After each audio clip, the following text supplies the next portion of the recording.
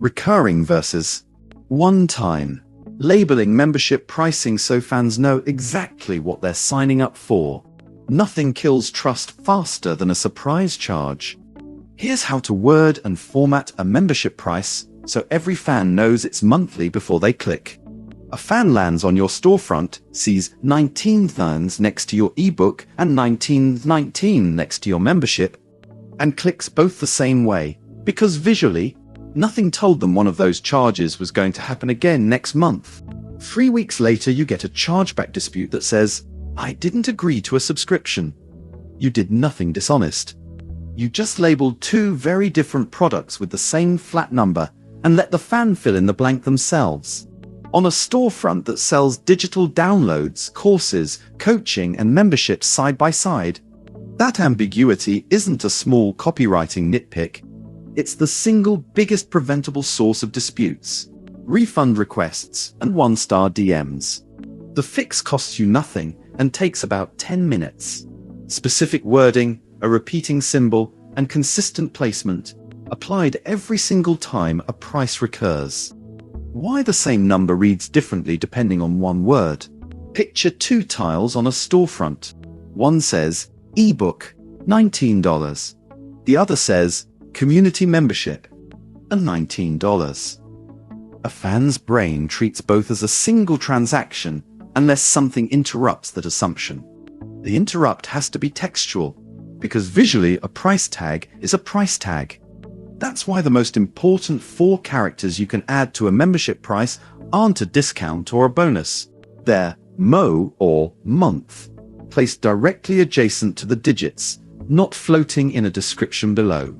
Fans skim. They read the number, glance at the unit next to it, and move on. If the unit isn't there in that exact glance, it doesn't exist for them, no matter what your terms page says. This matters more on a link in bio storefront than almost anywhere else in commerce, because the whole point of the format is speed. A fan taps in from a Reels caption or a TikTok bio link, expects to buy in under a minute, and rarely reads a full product description before checking out. Speed is good for conversion and bad for disclosure if you're not deliberate about it. The wording has to do the disclosure work that a slower, more deliberate shopping flow would otherwise handle. The 3-part label every recurring price needs.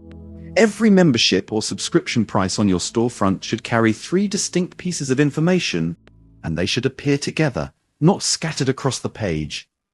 The cadence unit right next to the number, 19 mo, not 19 sin. With the slash unit in the same font weight, so it can't be missed. The renewal verb somewhere in the same view.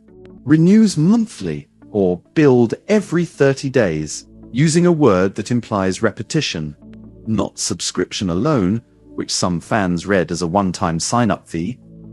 The exit clause, cancel anytime or no contract, positioned close enough to the price that a hesitant buyer sees permission to leave before they see reason to worry. The one-line test. Read your membership tile out loud, price included, to someone who's never seen your store. If they can't tell you, unprompted, that they'd be charged again next month, the label isn't doing its job yet. Side by side, how the same storefront should word both types. The cleanest mental model is to treat every one-time product and every recurring product as opposite ends of the same sentence template. So the contrast is automatic, rather than something you have to remember to build in each time. Notice that the one-time column actively reassures fans it's a single charge. Pay once, keep forever. The same way the membership column actively reassures them they can leave, cancel anytime. Both sides need a clarifying phrase. You're just clarifying opposite facts. If you sell both types, as most creators do once they add a Pro Plan feature set and start offering ongoing access alongside downloads, this contrast has to be visible even to someone scrolling fast on a phone with one thumb. Where to repeat the cadence so it survives checkout? One clear label on the tile isn't enough on its own. A fan can scroll past it, get distracted, and land on checkout minutes later, having half forgotten the specifics. The cadence needs to reappear right before money moves, not just at the moment of browsing. That means the same mo and renews language should show up again before the fan enters card details or taps Apple Pay or Google Pay, both of which work automatically once you've connected a payment method, and both of which make the charge feel instant and a little invisible if you haven't already set the expectation in words. Price tile shows the cadence unit directly next to the number. 15 mo. A renewal verb appears in the same view. Renews, build, or recurring. Cancel anytime or equivalent sits near the price, not only in a separate terms link. Checkout screen repeats the cadence before the fan enters payment info. Confirmation email restates the next billing date in plain language. One-time products carry the opposite reassurance. One time, pay once, or lifetime access.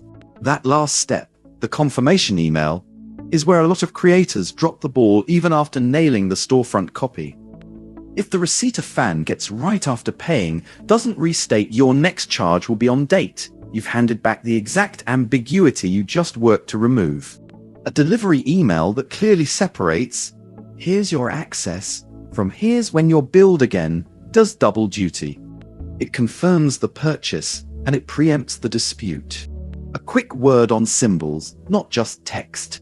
Words carry the legal weight, but a consistent visual symbol is what a returning fan recognizes half a second before they read anything. Pick one small icon, a circular arrow, a calendar, a repeating loop, and use it exclusively next to recurring prices, never next to one-time ones. If that loop icon shows up next to a membership today and a flash sale badge next month, you've spent its meaning, and it stops working as a shortcut. This is the same logic behind good contact support deflection. The less a fan has to ask, "Wait, is this recurring?" the fewer refund conversations you have later. A fan who understands exactly what they're paying, and when is a fan who stays subscribed on purpose, which is a far better retention number than one who stays because they forgot to check.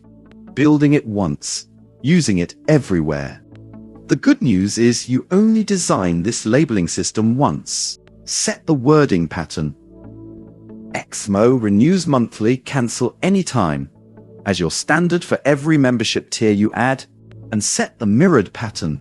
X, one-time instant access as your standard for every download, template, or course. Apply it identically whether you're launching your first tier or your fifth. If you haven't set up a store yet, this is easier to get right from day one, since you're deciding the pattern before a single sale happens rather than retrofitting copy onto products fans already bought under vaguer terms. Want to see the pattern in action first? A live example store shows how a real creator separates recurring and one-time pricing without cluttering the page. Key takeaways. Never show a recurring price as a bare number. Always pair it with a per-cycle unit like Mo directly next to the digits. Use the word renews or build plus the actual cadence. Not vague phrases like ongoing or subscription state cancel anytime near the price. Not buried in fine print 3 screens later. Give memberships a visually distinct badge or icon, a loop, a calendar, so fans pattern match recurring versus one time at a glance. Repeat the cadence at least twice. Once on the storefront tile, once at checkout, before the fan enters payment details. Start your creator store free at store.fan.